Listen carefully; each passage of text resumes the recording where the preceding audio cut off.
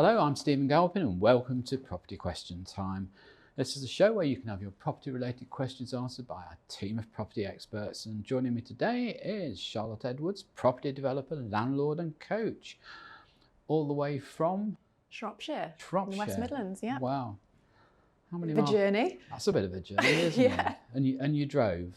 I drove because of the train strikes, yes. So. Oh dear. Well, make sure I could get back home again. Life's not always perfect, is it? Anyway, it's good to see you. And this is your second show, so you must like us a little bit. Yeah, I feel at home here now. Good, okay. And joining Charlotte is Jamie Pritchard, a regular, I was going to say contestant, but contestant. Come on down. I'll say contributor to our programme. Jamie is of Glenhawk, who are specialist property lenders. Yeah. Welcome to you. Thank you, Stephen.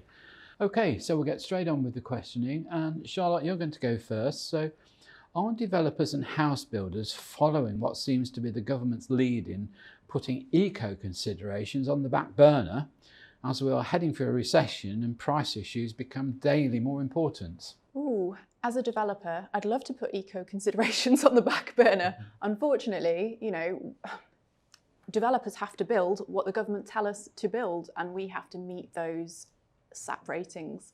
So right now, from planning permissions that were granted maybe 1-2 years ago at current development level, we see more and more eco initiatives coming in. So for example, we discussed earlier, now we've got to start installing air source heating, which is unreliable, is expensive, is ugly, and noisy. So I don't, great if they want to relax the rules a little bit, brilliant for me. Charlotte, can you explain to me, so let's say you do what some developers get criticised for, which is you land bank some stuff. So you've got planning on it, you can stay within your sort of 5-year stretch of time in which to develop, but your planning consent might be 4 years old before you start.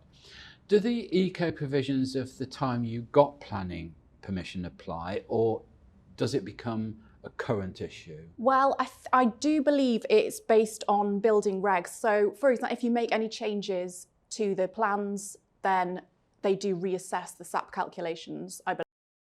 Is it assessed at the point of you getting planning or the point of you starting building? When I buy land, it's already with the planning and the approval, so I'm adopting whatever's the landowner has had approved. Okay. Right, so I'm implementing that.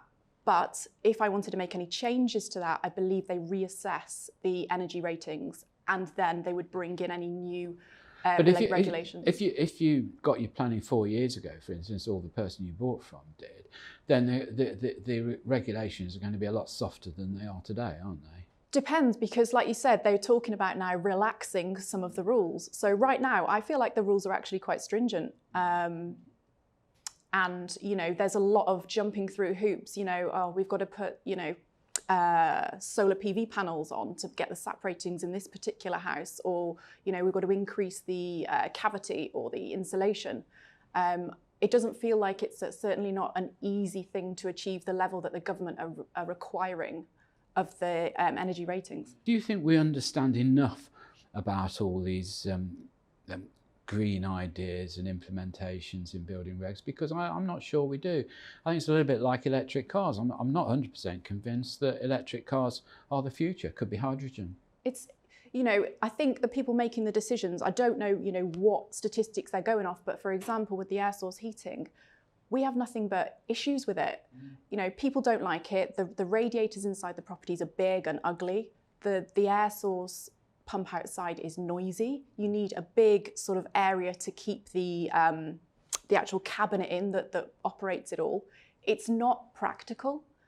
As to how much money it saves the homeowner, I don't know, because at that point I've handed over the house, right? I think over time you'd be lucky if you're lucky to be alive to see any savings, wouldn't you? This is the point, yeah. And then the maintenance of the system as well.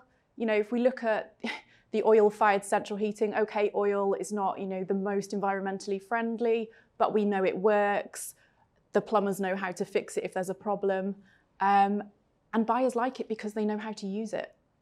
I mean, it's difficult, isn't it? I mean, all these regulations are really brought in by people who've got very limited understanding of what the consequences are for all these things. I mean, I was involved in development down here, and TfL insisted, as part of the planning, we gave them an entire ground floor footprint for, well, there were Boris bikes at the time. Do you know, and that was 800 bikes. I couldn't find 800 people that want to ride a bike down here. I mean, I really couldn't, you know. Sorry, Jamie's laughing at me because he knows. Heart's in the right place, but yeah, practically, some of these initiatives that they're coming out with, they're not, you know, look at the log burners in new builds as an eco-friendly alternative. Are they really eco-friendly? Because we've got to chop down trees to put in the log burner, and then they're emitting, you know, fumes. So, and yet, if you put a log burner in, you can easily meet.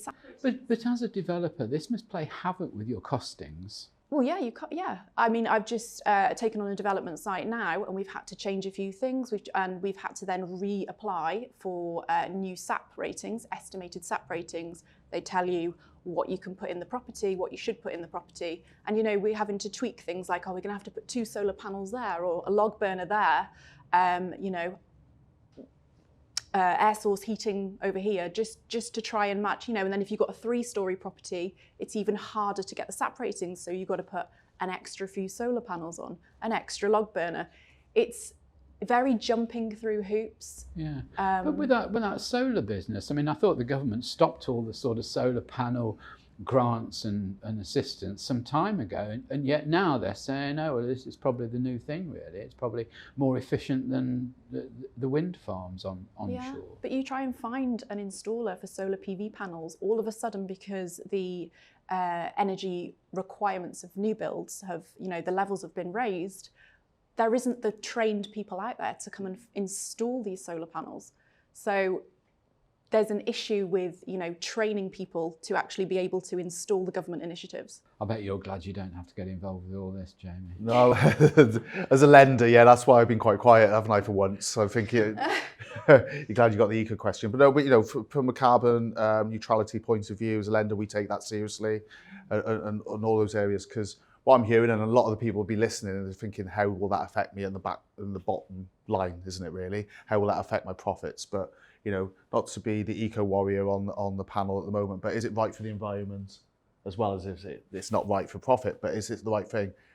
To argue against myself, I think the government need that direction. They need the education. They need innovation as well for those radiators that are not good, suitable, all these things. It's right for innovation, isn't it, in that area of the market? But the education and the end goal, I still haven't seen a really good report on what tells us what the government really wants. So when I see adverts for green lenders, what does that mean then?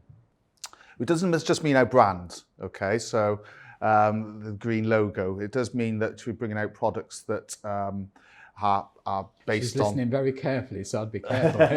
No, are based on what, you know, so some of the green initiatives. So I'll give you an example of that. You know, it could be that buy-to-let landlords buying a property now, and for it to be mortgageable on a long-term mortgage, 25 years, 30 years, what it needs to be, that has to have an EPC rating, so performance certificate of C. So you're seeing from certain bridging lenders where we can have green products, to bring it back to that, is that you're allowing them to buy a property that you can refurbish to get it up to the required standard of a C, so you can actually lend that out. So actually refurbishment through transitional finance, bridging finance, can actually work that way. What you're generally seeing from the green lenders is generally something where they're buying properties where the person has got a lot of the stuff that the developers are putting in, and potentially they're going to get a better rate. Okay. And they can maybe get better fees because of it. So other than that, I think there's still a lot more innovation needed. The lenders who get it right are the ones who are not just ticking a box and using it because we're saying we're green. It's the ones who really are innovative and trying to do better products. Do you think this will be made obligatory in terms of funding? Well, it's already been made obligatory for the landlords if they want to actually rent out properties and keep them to a C, or that, you know, that is coming in. I know, you know, I'm on that side of regulation, but it is going to be coming in from the green paper, or the white paper, should I say? But will it be made obligatory? I think there will be a lot. We know, well, we know the government doesn't like taking away too much regulation, so it probably will be regulated to death in the future. So stumble way through the end of that answer, but yes. Right, okay. Jamie, your question. Interest rates for property finance of almost all types rose instantly post the mini-budget. However, I'd like to know why it is suggested that there would take such a considerable amount of time for them to fall back, assuming, of course, that they do. Okay. So just to take us back a little bit for everybody, just in case they've forgotten about what's happened in the last few weeks, the mini-budget was brought in, let's remember this, it was brought in to stimulate growth. And then the financial markets got spooked by what happened through the mini-budget and got proposed to that. And that's what spiraled the interest rates. So that spiraled. The Bank of England had to step in and actually increase the Bank of England base rate. And that has increased again recently. But Jamie, what was the logic behind this? Surely people in government and people in the Treasury are well aware of how you guys will react to certain things. I can't second guess what's happening in the government and why these were brought in, but they did bring it in with the greatest intentions. They didn't bring it in to try and have this negative effect. I am sure of that, but it just has, and we're now picking up the pieces, and every one of your viewers is now feeling the effects of what's happened with that. So, base rate's gone up. Sonia, which is the not the old singer, but Sonia of swap rates and what's actually the lenders do the ratings on, that has gone flying up as well. So it's got a lot of volatility in the market. And the lenders, remember, the cost of funds have gone shooting through the roof as well. So it's not profiteering the lenders are putting up for that. They are reacting to what the financial markets are doing, how they're funded, and all of that has caused rates to go up. Remember, the base rate as well is being put up because it's trying to tackle the absolutely astronomical inflation prices at the moment. Now, let's put that one probably over there to say whether actually a base rate increasing will affect inflation, because I think inflation, there's arguments, could be being affected by global economic crises out there at the moment, wars and all those things. However, what we are seeing is we're not going to see probably a stabilisation of these rates until February next year, because we're going to see further increases to base rate. Predictions between 4%, 4.5%, where the base rate will sit. That's down a little bit from where they were predicted. Yeah, there has been a little bit of stabilisation. And I think because we're talking about the R-word recession that could happen as well, I don't think the market could cope with the 6% that they're talking about at the moment. So lenders still want to lend. I don't think we're going to see for a while the rates coming back down, because the barometer is that we still need to get inflation down. So if they're right that base rate moving up, will decrease the amount of consumer spending and therefore bring inflation down, that's the only time that you'll potentially will see rates coming back down. But we're probably in for a bit of a long ride. Okay. Well, that's all we've got time for in this half of the show. So join me again after the break when we'll be asking Charlotte and Jamie some more of your questions. Thank you. Hello and welcome back to part 2 of Property Question Time. I'm joined by Charlotte Edwards and Jamie Pritchard. And Charlotte, we're going to go on with your second question.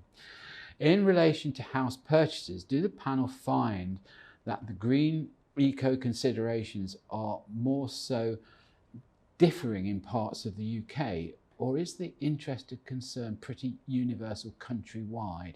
I know here in London, they're really hot on things, I suppose because we've got high levels of pollution more than anything else, but is it nationwide? You're talking about now demand from consumers for eco-friendly homes? Well, I think both the demand and also the insistence on provision. From a demand side of it, I think with the increase in living costs, the electricity bills, now consumers are definitely much more aware of what eco-friendly aspects there are on a property. And what it can do. And what it can do. Basically, it all comes down to how much it's going to save them. Right. I think, I don't know about a national sort of divide on demand for eco-friendly houses, but I do think there's an age divide. So, for example, millennials, I think, are much more sort of open to, wanting that eco-friendly house. I think, all the way recently in schools, you've been educated on, being environmentally friendly, recycling, eco-friendly methods, which perhaps the sort of baby boomer generation didn't have. So it's not as much in their psyche. And also they're not going to benefit from the long-term investment in eco-friendly devices such as solar panels, which pay off over a number of 10 years or more. So certainly I haven't found a geographical difference, but I don't operate in all geographics. So just from my experience, I find it's more of an age thing. Well, you want to come down here and do what I do is pay 20 grand a year service charge across the road, and you'd be quite eco-conscious, I tell you.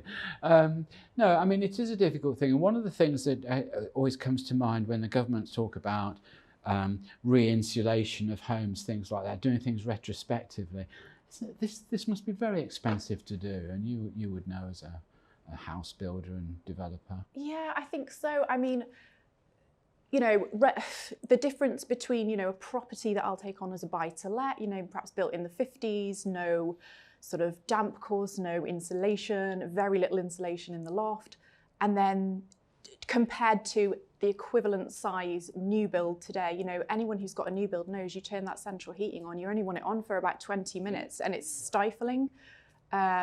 Same situation in perhaps a 1950s ex-local authority type house. You're losing most of the heat. So I think it's no good insulating the roof. It's all just creeping out the window. The walls, the floor, everywhere. So there is a big difference. Yeah. Well, I like Charlotte's answer though about it's an age probably thing. And I'm going to put my son in charge of the smart meter, I think, after this as well. But they are taught a lot more about the environment now, aren't they, and everything there. And I think buying any buy-to-lets where I may have been buying the ex-local authorities or, and those types of properties. Now where I know that I need to get to an EPC rating of C, and all these things keep on coming back to, does it hit me in the pocket? The same way as, is someone being eco-conscious? Well, as soon as they see the cost of living and how much it's costing them, they're turning off more lights, aren't they? Which has an effect. So as a landlord now, I'd be more wanting to buy a new build property rather than something that I need to do a lot more work on. Potentially. I think that's right, and I think that's the point I was sort of trying to make in a way. It's all right, we can identify the problems. Of course we all want better insulated houses. Of course we want to pay less for our energy and use less energy. But I'm not quite sure how we get there other than with new build regulations. Well, I think we get there by it's hitting people in the pocket. People who are watching this now are being hit in the pocket month on month, aren't they? Even if they're getting the 60 odd pounds into their energy, they're getting hit in the pocket and they're going through it at the moment. So even though maybe the result is that we want more eco-friendly houses and all that, that may not be what's actually driving it. It's actually how much it's costing you to live in those properties that could be driving that. So it's actually bottom up sort of making the solutions. Now, that'll take ages, as we know. So it will take forever. But, your tenants will start demanding living in a property that they don't have to pay as much for energy especially, for. Yeah, but you see, I blame the government a little bit for this because, you see, in the building that I live in, it's 45 stories high. Okay, there's no control over the heating costs because it's deemed a commercial building because it's communal electricity and communal heating and so forth. And I mean, just my hot water costs have gone from £40 up to £200 a month, right? Less hot baths, I'd say, Stephen. No, it's not.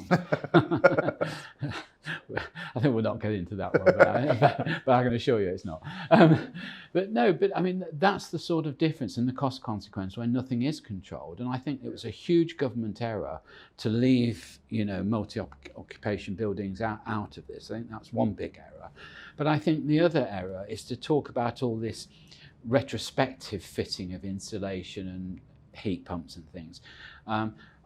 Again, we were talking off the show, weren't we, about the cost of heat pumps, but it's not the cost of the heat pump, it's what you have to do to your building inside, it's the running costs of the heat pump itself, it's the actual effectiveness of it, and by the time you've laid out your capital on it, when are you ever going to get it back? You're probably not within your lifetime. Your kids may benefit, obviously.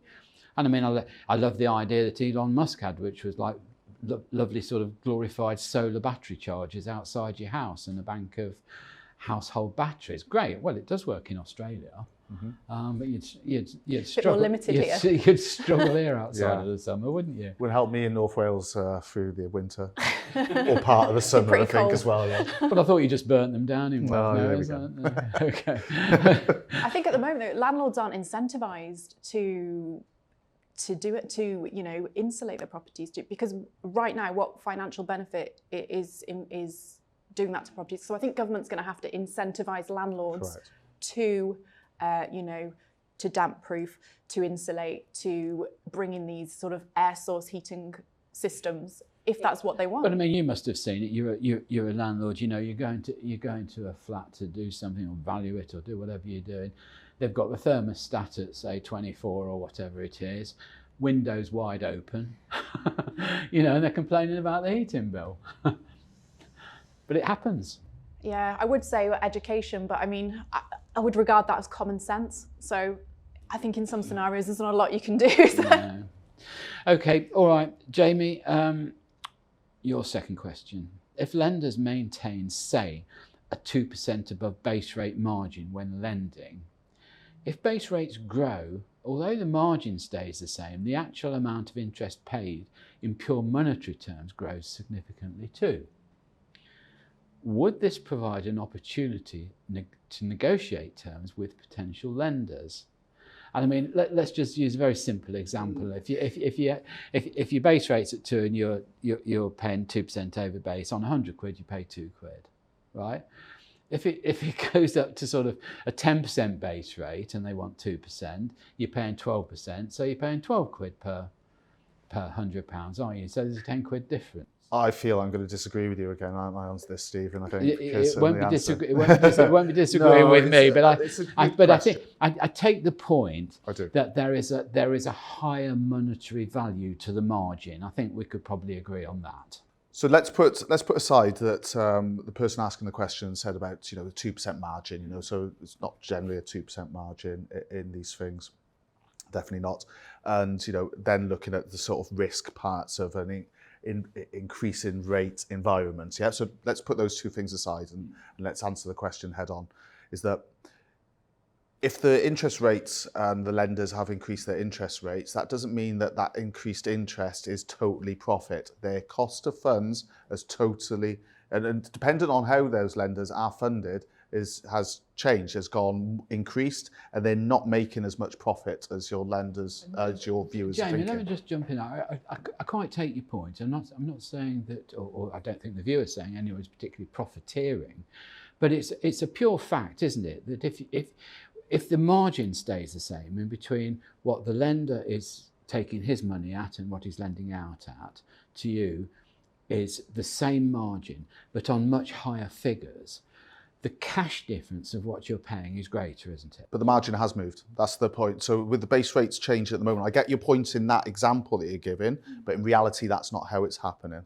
So, when a base rate, some lenders totally will be governed by the base rate increasing. So if the base rate is increased by 0.75%, then that totally impacts the margin that you're having for the cost of funds. Swap rates increasing. That's why you've seen a lot of buy-to-let lenders, and it was well publicised that lots of mortgage products, have just fallen through the floor. There's not as many there. Well, they were only removed because they had to reprice them to actually put them back into a profitable nature. The margins weren't there. So that's a prime example that they weren't trying to just profiteer if they kept it at the same rate.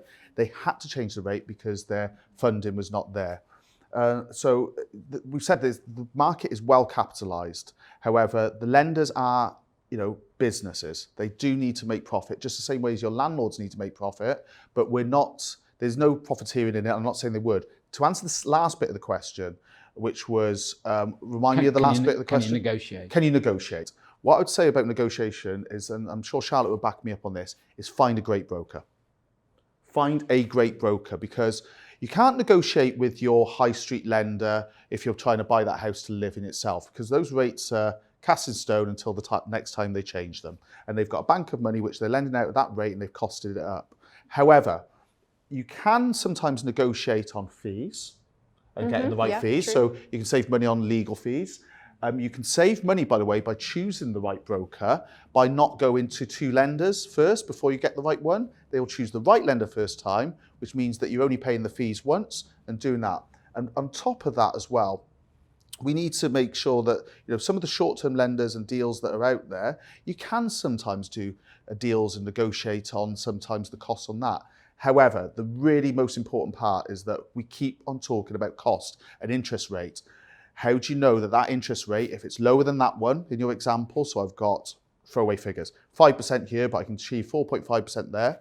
Why is that 4.5% deal better than the 5% deal? Because do you know that they're going to secure that funding? Are they actually going to complete on it? Are they going to take too long with it, which means that you lose your deal? Fees? So you've got to, with your brokers, exactly, is there exit fees to that where there may not be with the other ones?